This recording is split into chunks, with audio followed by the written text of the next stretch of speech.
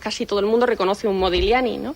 Pero sin embargo no se estudia mucho, no, porque está aislado. Él tiene, ¿no?, una cosa estupenda, él potencia el espacio, ¿no? Bueno, tú eres pintor, pero él, esa sensación en los fondos como de espacio infinito, eso es maravilloso, porque pone la figura adelante maravillosa, eso que debió ser algo deslumbrante, pero que pasó el primer día, no al día siguiente.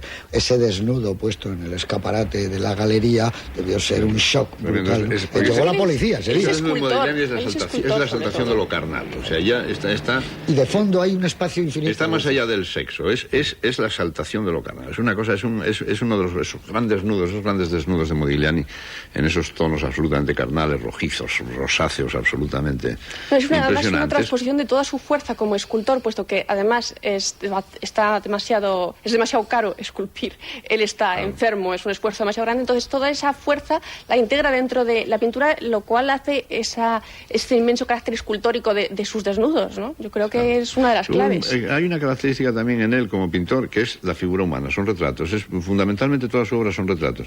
No hay vamos, creo que hay dos paisajes. Los paisajes, naturalezas muertas, que es lo típico de la época. Y luego además una característica, una cosa muy, muy singular de porque claro, el Borowski es un personaje en esa época muy marginal. Hay que tener en cuenta que es el momento de Kahnweiler con los cubistas. Henry Kahnweiler es el momento que tiene la cuadra de pintores que son los que van a marcar realmente el ritmo y los cambios del siglo XX, que es Picasso, Juan Gris, Braque. Es el que da forma al cubismo a partir de las señoritas de Avignon, cuando lo descubre. Tiene mucho que ver ahí. En el Bateau Le Bois ve Kahnweiler en el estudio de Picasso, ve ese cuadro, y ahí es donde le dan forma al discurso cubista.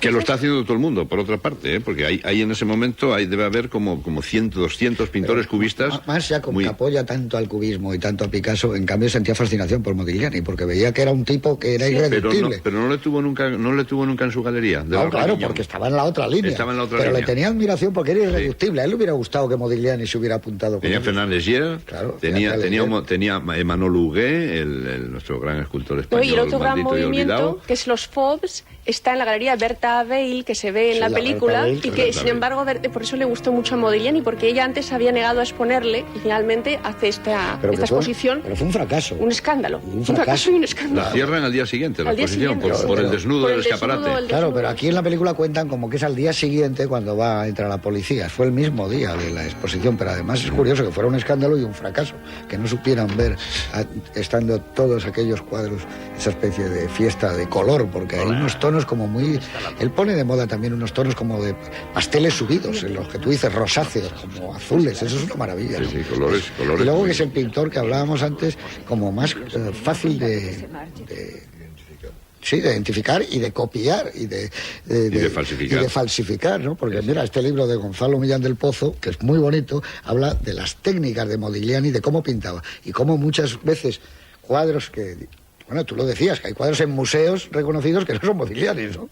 Eso decías tú, Eduardo, ¿no? Que hay cuadros en museos que no son Modigliani. Sí, no, y al revés, hay cuadros que piensan que no son de Modigliani, como es este de aquí, un inédito, y eran Modigliani. Las falsificaciones de Modigliani en el siglo han sido tremendas.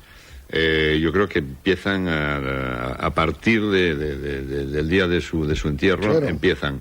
Porque no hay ni una sola historia de falsificaciones, ni desde la última grandísima del Mir Dori, que produjo aquella gran película que hizo Orson Welles. Fake. Esa es la mejor película sobre pintura. Esa es la mejor película. La mejor reflexión sobre el arte que yo he visto en cine es la que hace Orson Welles en Fake, a partir de la obra de Clifford Irving, con esta historia.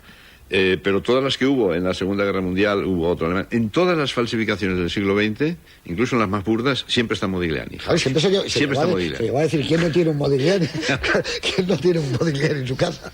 Es que es verdad. Porque es la consecuencia lógica de lo que dice muy explícitamente el personaje de Lino Ventura, que dice, no, él sabe que el día que él se muera y que habrá un número limitado de obras suyas, esto valdrá un montón de dinero, que es una lógica económica implacable, pero que es así realmente. Cosa que, por ejemplo, Borowski Borowski muere en la miseria más absoluta. Sí, pero era un poeta, ¿no? Era poeta polaco, ¿no? Sí. Poeta polaco. Sí. Y Borowski, empieza a vender inmediatamente las obras a partir de... sube la cotización a partir de la muerte de Modigliani, pero pensando que va a durar solamente unos años la cotización, o sea que después va a bajar, va a desaparecer. Y entonces, claro, resulta que todo lo contrario, va subiendo, pero ya en ese momento ya Borowski ya no tiene obras, entonces ya Borowski muere en la más absoluta miseria, o sea, pero absolutamente...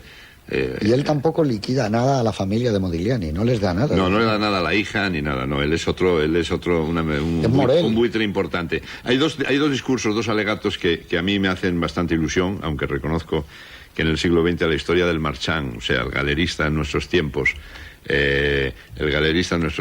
y esta palabra tan absurda que yo detesto tanto, pero que es la continuación del crítico de arte, me parecen dos personajes absolutamente que en esta película y en la época para la filosofía y la actitud vital de Modigliani despreciaba profundamente. O sea, el buitre, el carroñero del galerista y el crítico de arte, que generalmente es una especie de majadero que va detrás de lo que hace el artista, y que le pone palabras a algo que ya está puesto en formas y colores.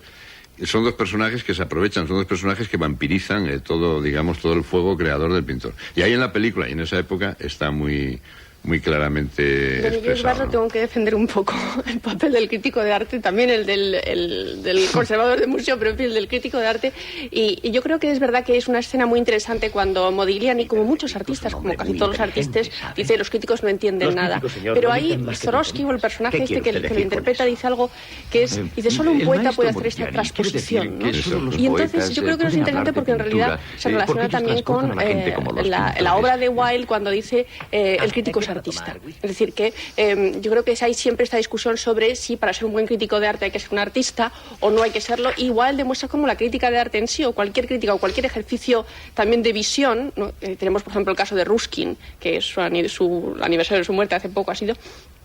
realmente construyen toda una poética de la obra, y yo creo que tiene una validez importante. Lo que pasa es que como muchas profesiones intermedias, pues generalmente es las personas más farsantes o con más contactos y menos conocimientos las que ocupan el lugar. Pero... Sí, un poco el gacetillero. Sí. Yo me refiero al gacetillero. Claro, pero yo creo en el sentido tal. Por ejemplo, claro, el poeta. Quiero decir, ¿quién ha escrito sobre arte y sobre los grandes movimientos artísticos? René María Rilke, que era un gran poeta. Una cosa maravillosa que tiene esta película, que se ha metido en el común de todas las generaciones de todo el planeta, es que como todo el mundo sabe que Modigliani iba por los cafés y nadie le cogía nada, siempre que vas por París o por cualquier ciudad y alguien que te ofrece algo, siempre tienes la duda en la cabeza de decir, a ver si esto va a pasar como lo de Modigliani. Eso se ha metido en el común a partir de lo de la idea de Modigliani y de los cafés. Tú ahora llegas y siempre hay un señor que te ofrece, en París, en cualquier sitio, en Nueva York, y dices, oye...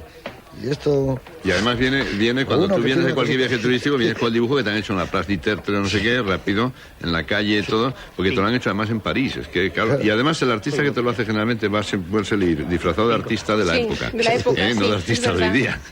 Lo hace al lado de los buquinistas y cosas de esas. Tantos con chalina y gorras así de viejo bohemio. A ver si esto, claro, porque... ¿Y si es? ¿Y si no es? ¿Y cómo es el artista? Eso es una cosa muy bonita que siempre ha transmitido lo de... Yo creo que la biografía de... Pero esa es la vida dólar. Está muy bien hecho eso cuando él va y nadie le quiere. Es terrible. Ese plano largo de cámara, eso es maravilloso, ese momento. Nadie lo quiere, no sé, que le da los 5 francos, pero dice, es que no sabría qué hacer con ello, le devuelve el dibujo. Le da una limosna real. Le da una limosna. Lo último que le puede dar precisamente a Modigliani. Y además, por lo visto, mucha gente tenía muchos dibujos de Modigliani, y porque él coleccionaba, él hacía que le gustaba hacer como retratos de gente, de sus amigos. Que tenía el estudio lleno de hojas de... Como si fueran autógrafos, él hacía sus bocetos y sus dibujos. Lo que yo no he entendido, vosotros que conocéis más la vida de él, por qué de repente el maestro aquel le dice, ¿por qué no vienes allí y pintas allí más a gusto con toda la gente, con todos los estudiantes? Porque él iba a pintar allí. Sí, hay la academia esta y otra y también contemporánea en la Gran Sommière, que esa yo la frecuenté precisamente en el año 58 en París, es la primera que voy a París, la Academia de la Gran Sommière. Y yo me acuerdo en el año 58, ella es muy parecida a la academia, era no sé ahora, pero entonces era así, el modelo así todo como una especie de pequeño anfiteatro, como una especie de tal, donde tú llevabas tu carpeta, empezabas a dibujar modelos del natural. Aquí en España, en Madrid, por ejemplo, el equivalente hubieran sido y serían, y fueron en la época también, las clases libres del Círculo de Bellas Artes, en el último piso, con modelos y pintores. ¿Por qué iba Modigliani allí? Si ya, porque es que se iba a dibujar maestro. del natural, porque tú tenías los modelos por un precio módico. Había es que el precio dos de los cosas, modelos. El precio de los modelos y luego la calefacción. Yo Y creo luego que el sitio caliente. eran los dos motivos Porque había un esenciales. maestro. Parte del maestro probablemente pensaba que mientras estaba allí no bebía. Claro. Claro. Y luego el maestro o te iba los orientando. alumnos El dirían, maestro puedo te llegar a podía ser, decir, estoy generalmente eran codeándome clases libres. con Modigliani, Yo ¿no? me acuerdo,